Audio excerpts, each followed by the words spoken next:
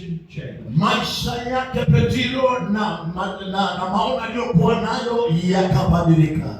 No longer was he fixed on fishing for fish, Na ndio maana maybe kusudi alikuwa mvuvi wa samaki. but now searching for men, Lakini sasa anawatafuta watu. for families Anatafuta familia, jamii who were out in the darkness, ambao wako kule nje kwa giza, to bring them into the marvelous. ili awalete katika ufalme wa Mungu. He had an incredible story to tell. Ana hadithi ambazo anaweza elezea. The story of salvation, Hadithi za wokovu. and how as a result of our sin, Na kuhusu pia dhambi zetu. being separated from God, Ukiwa imekutenga mbali na Mungu. and the potential of being separated from God for all eternity, Na imekutenga maisha yako yote hata umilele. have been mitigated by God. Ambapo sasa analegeshwa na Mungu. Because now he had the opportunity to be able to know for certain salvation. Na sasa amepata nafasi ya kumletea Mungu kupitia kwa wokovu. John writes to us Yohana anatuandikia that the things that have been written to us by God ya kwamba vitu ambavyo vimeandikwa kwetu kupitia kwa Mungu have been written so that we might know that we have everlasting life. zimeandikwa kusudi ili tujue ya kwamba kunayo maisha ya umilele. Not something we have to worry about, Sio kitu ambacho tunafaa kukuwa na hofu, but we can know for certain lakini ni vyema kujua that when we die, ya kwamba tunapokufa heaven will be our home. mbingu ipo.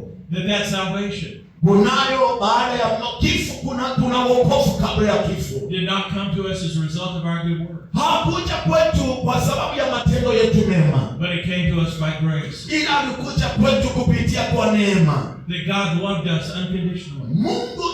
Mungu wetu alitupenda pasipo kuweka mipaka yoyote ile. And he demonstrated that love by sending his son Jesus. Na hiyo yote ili alijidhihirisha kupitia kwa kumpeana mwana Yesu Kristo. And he offered to us a gift. Akampeana kama kipawa. The gift of salvation. Kipawa cha wokovu. Peter knew he had a message. Petro alijua ya kwamba kuna ujumbe wa aina hii. That the law was no longer sufficient. Ijapokuwa sheria ilikuwa hapo, lakini haikuwa inafanya kazi vile kwa maisha yake ya wokovu. Because what the law did for us, kile sheria ilifanya kwetu, is helped us to identify our need. ili tusaidia kutambua mahitaji yetu.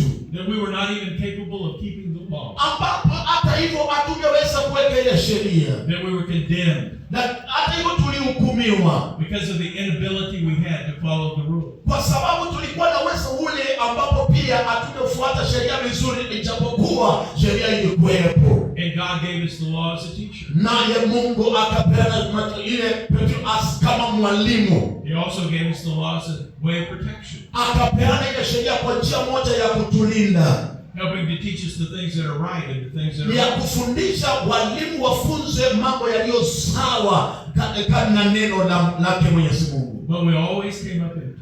Lakini hata hivyo pia bado tunatokea nje pale na tuende sambamba na sheria zile. Always unable to seek perfection. Hata hivyo tunatoka pale nje, hatuwezi kukamilika kule nje kwa sababu ya sheria zilizowekwa. Unable to be the perfect sacrifice for our own sin. Hatuwezi kutoa dhabihu kwa sababu ya dhambi zetu.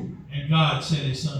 Lakini Mungu akamtuma mwanae ambaye ni Yesu Kristo kwa ajili ya maovu yetu. And when Jesus came and walked amongst us, Na wakati Yesu alipokuja akawa katikati yetu na akatembea pamoja nasi, he lived a sinless life. aliishi maisha ya dhambi, Died a criminal's death on the cross. akafa msalabani While being an innocent man.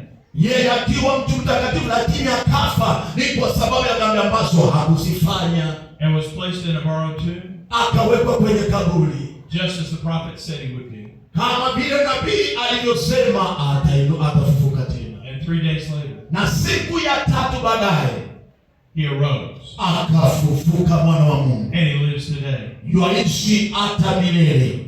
You can go to the tomb where Jesus was buried. Unaweza kwenda kule kaburi Yesu alipowekwa. And the tomb is empty. Na ile kaburi alimo Yesu ayumo.